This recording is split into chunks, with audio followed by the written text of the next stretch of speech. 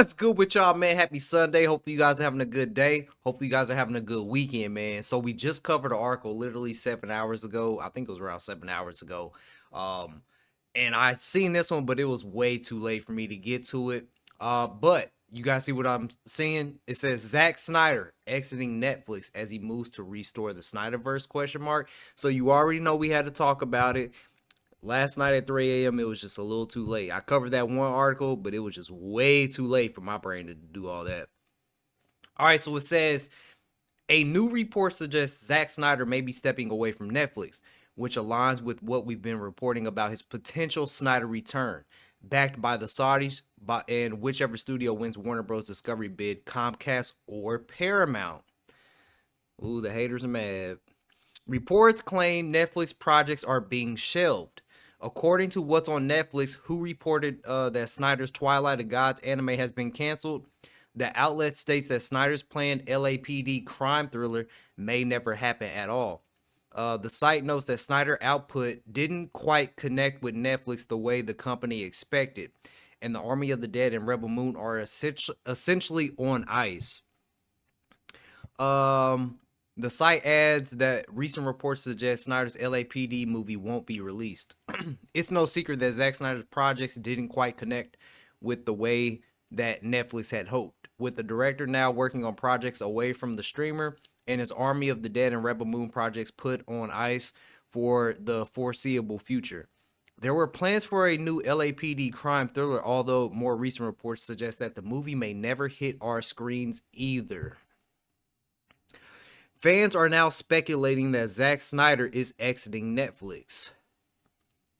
While it may sound like cause for worry, the timing fits perfectly with what our insiders have been saying.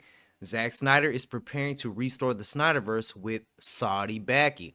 We're told that the Saudis want a major cinematic event that can rival Marvel's upcoming Avenger films, and Snyder is the filmmaker they want to lead that charge. Our insiders have said that Snyder could return to DC under Paramount or Comcast, depending on who wins the WBD bidding war. And both bids are reportedly backed by Saudi money. So it's a win-win.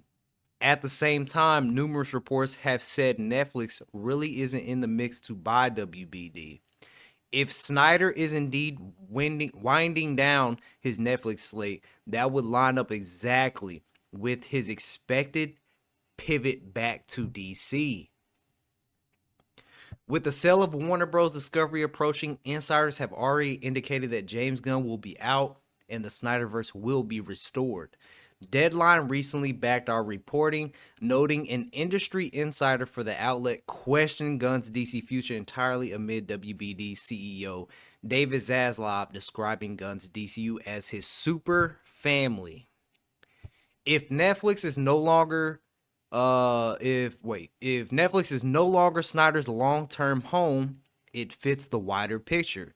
He's clearing the deck for a major return to DC. That actually makes sense, because if he's not working on those projects with Netflix, he's making all these posts on Instagram for the DC. It makes sense.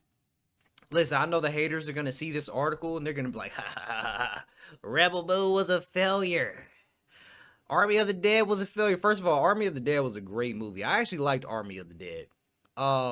Rebel Moon, you have to understand when you're talking about Rebel Moon, and I think Rebel Moon actually had more minutes watched than James Gunn's movies. I believe that's what came out of reports. But you have to understand with Rebel Moon, your first time impression is everything. Netflix wanted to capitalize on the Snyder movement, so they released the PG-13 version of Rebel Moon first, which wasn't Zack's true vision. His true vision was the rated R. And I'll tell you, I watched both versions. The PG-13 version was okay, but I did think the rated R version was a lot better than the PG-13. Is it better than his DC work? No. But the rated R version was much better than the PG-13 version. To me, I thought it was good. Listen. So the Saudis are backing Comcast and Paramount now. So it seems like it's a win-win situation no matter who gets it. If Netflix is out, you guys already know where I stood on this.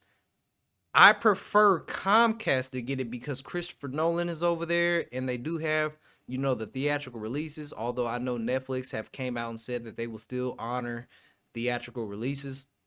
My main thing was I know DC would be in good hands when Christopher Nolan is also in the building. It's already in good hands with Zack Snyder. But when you have Christopher Nolan and you have Zack Snyder, I don't think you can go wrong there. I think DC, even past the SnyderVerse being restored, would be in good hands with those two there. Paramount, I'm not really too sure on because there have been reports and stuff saying that they wanted to do AI stuff, and I don't know. I don't know all the full info on Paramount, but still, my preferred place for WB to go for DC would be Comcast. They also have theme parks too. That theme park would go crazy.